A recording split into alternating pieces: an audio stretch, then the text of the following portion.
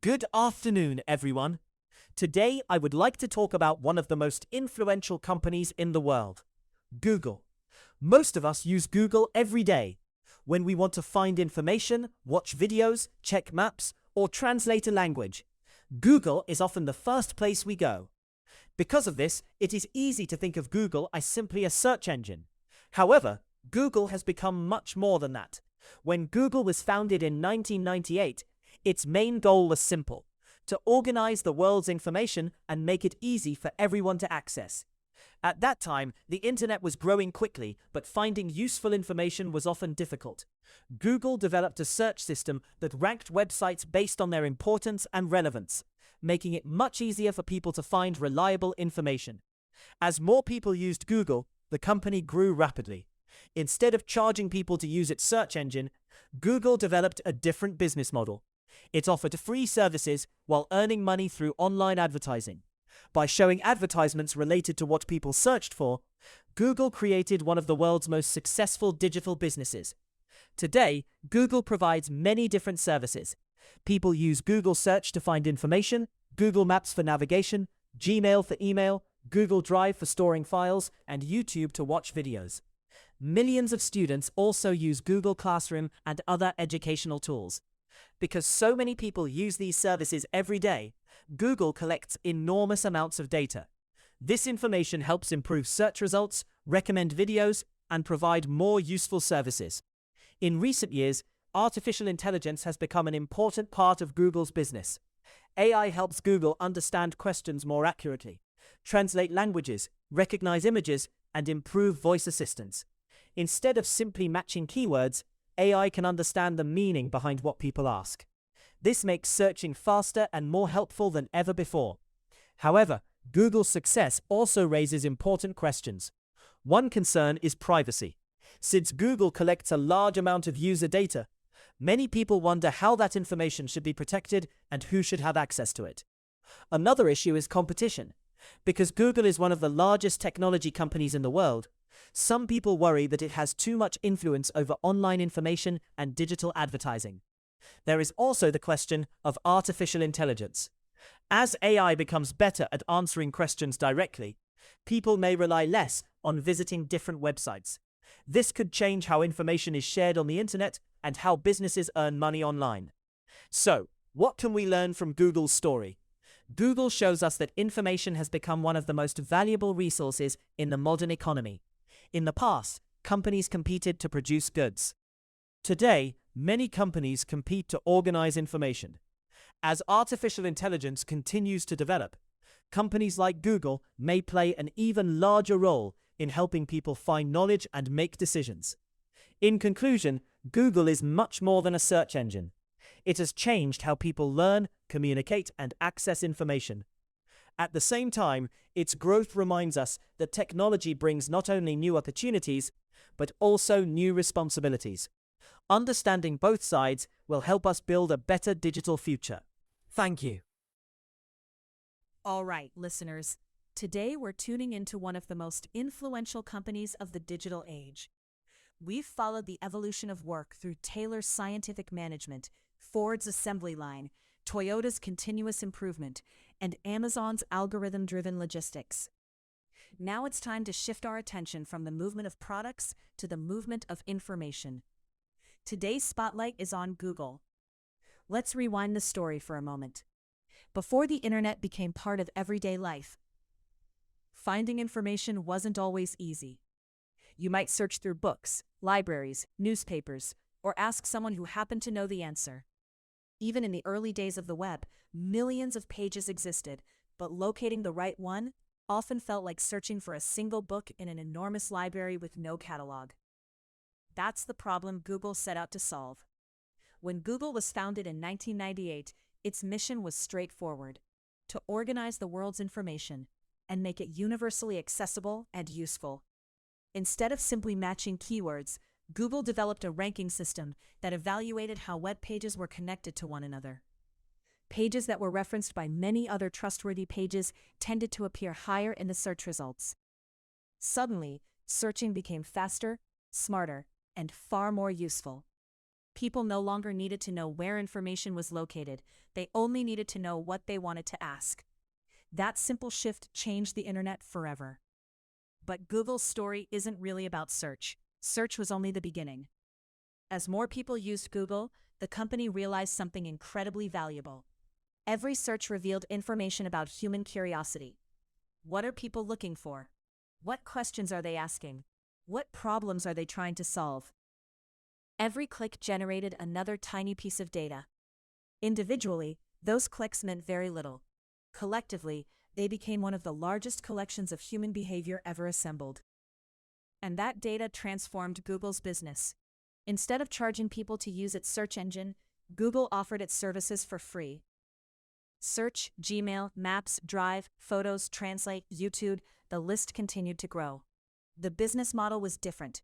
Users paid with attention rather than money.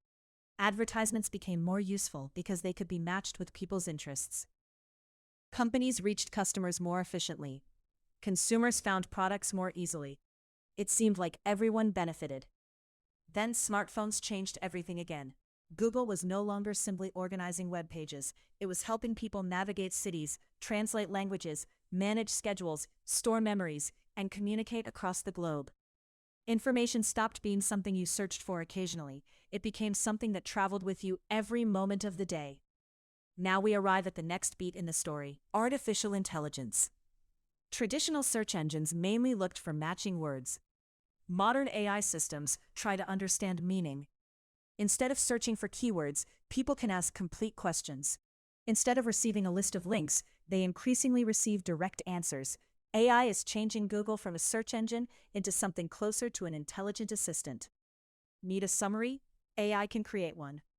Need to compare products? AI can organize the information.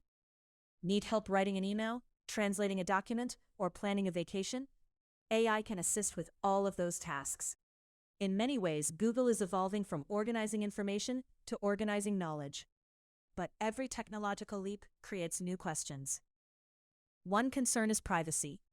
Google services collect enormous amounts of information in order to improve user experience. Location history, search history, viewing habits, voice commands, photos, calendar events. Each individual service seems helpful. Together, they create an extraordinarily detailed picture of someone's daily life. That raises an important question: how much personal information should any company possess? Another concern is competition. Google has become the starting point for information on the internet. If one company determines which information is easiest to discover, that company gains tremendous influence over public knowledge. Most people rarely look beyond the first page of search results. That means algorithms quietly shape what millions of people read, watch, and learn every day. Now artificial intelligence adds another layer. If AI answers questions directly, people may visit fewer websites, publishers may receive fewer visitors. Content creators may depend even more on large technology platforms. Information itself begins flowing through AI systems instead of traditional search results. Supporters argue that this saves time and makes knowledge more accessible. Critics worry that too much informational power could become concentrated in too few hands. So let's zoom out for a second. Throughout history, industrial revolutions have changed what companies organize. Taylor organized work. Ford organized production. Toyota organized improvement. Amazon organized logistics. Google organized information. And now artificial intelligence may begin organizing knowledge itself. That's a much bigger responsibility. Knowledge influences decisions. Decisions influence societies. The way information is organized can shape education, business, politics, and even democracy. That's why Google is no longer just another technology company. It has become part of the infrastructure of modern civilization. So here's today's takeaway. Google teaches us that in the digital age, information has become one of the world's most valuable resources. The challenge is no longer finding information. The challenge is understanding it. As artificial intelligence grows more powerful, companies like Google may help billions of people learn faster than ever before. But society must also decide how much power over information should belong to any single company. Technology can organize information. Artificial intelligence can organize knowledge. But only people can decide what kind of digital society they want to build. And that's the next chapter in the evolution of work, technology, and human civilization. Stay curious, stay thoughtful, and I'll catch you on the next track. Ladies and gentlemen, today I invite you to consider a company that has transformed not only the way we search for information but also the way knowledge itself is organized within modern society. That company is Google. At first glance, Google appears to be a remarkably practical invention. It allows us to search billions of web pages within seconds, locate places on maps, translate languages, watch educational videos, and communicate across continents. For many of us, Google has become so deeply integrated into daily life that we rarely stop to ask a more fundamental question. What does it mean for one company to organize the world's information? To understand the significance of this question, we should place Google within the broader history of economic organization. During the Industrial Revolution, the central challenge was the organization of physical labor. Frederick Taylor attempted to organize work scientifically. Henry Ford organized production through the moving assembly line. Toyota later demonstrated that production could also be organized through continuous learning and improvement. Amazon extended this evolution into the digital economy by coordinating commerce and logistics through algorithms. Each stage reorganized a different aspect of economic life. Google represents another transformation. Its primary resource is not labor, machines, or products. Its resource is information. When Google was founded in 1998, its mission was elegantly simple: to organize the world's information and make it universally accessible and useful. This mission reflected an important truth about the emerging digital age. The Internet was producing information faster than human beings could reasonably organize it. Knowledge was becoming abundant. Finding reliable knowledge, however, remained surprisingly difficult. Google addressed this problem by developing algorithms that ranked information according to patterns of connection and relevance. In many respects, this innovation democratized knowledge. Students, researchers, businesses, and ordinary citizens gained unprecedented access to information that had previously required specialized institutions or considerable time to locate. Knowledge became dramatically more accessible. But accessibility raises another question. Who decides which information is easiest to find? Search engines often appear neutral. We type a question. The system returns answers. The process seems objective. Yet every ranking system embodies judgments. Some information appears on the first page. Other information remains largely invisible. Most users never look beyond the first few results. This means that algorithms quietly influence what millions of people read, believe, and discuss each day. Here we encounter an important philosophical question. Can information ever be organized without making value judgments? Google's algorithms are designed to maximize relevance, usefulness, and reliability. Yet these concepts themselves require interpretation. Should popularity determine visibility? Should expertise? Should public institutions receive priority? Should minority viewpoints receive additional protection? These are not purely technical questions. They are questions about the values that shape public knowledge. Artificial intelligence makes these questions even more significant. Traditional search engines primarily connected users to existing sources. Increasingly, AI systems generate direct answers. Instead of asking where information can be found, users increasingly ask AI what the answer is. This subtle change transforms the role of technology. Google no longer functions only as an index of information. It increasingly becomes an interpreter of knowledge. That distinction matters. Indexes allow individuals to compare sources and form independent judgments. Generated answers often present conclusions before users encounter the underlying evidence. This may improve efficiency. It may also reshape the habits of democratic reasoning. Democratic societies depend not only upon access to information but also upon citizens capable of evaluating competing claims. If technology increasingly performs that evaluation on behalf of citizens, we should ask what happens to public deliberation itself. Another issue concerns economic power. Google's services are offered without direct monetary cost to users. Search, Maps, Gmail, Drive, YouTube, and many other services appear free.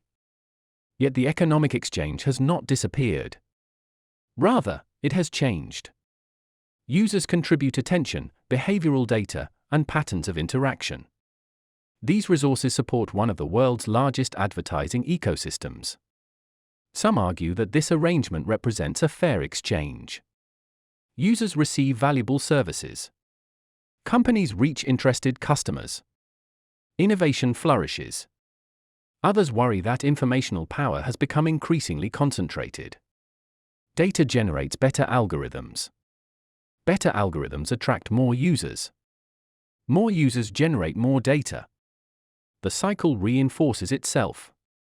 Economic competition increasingly depends upon access to information rather than access to physical resources alone. This raises another moral question.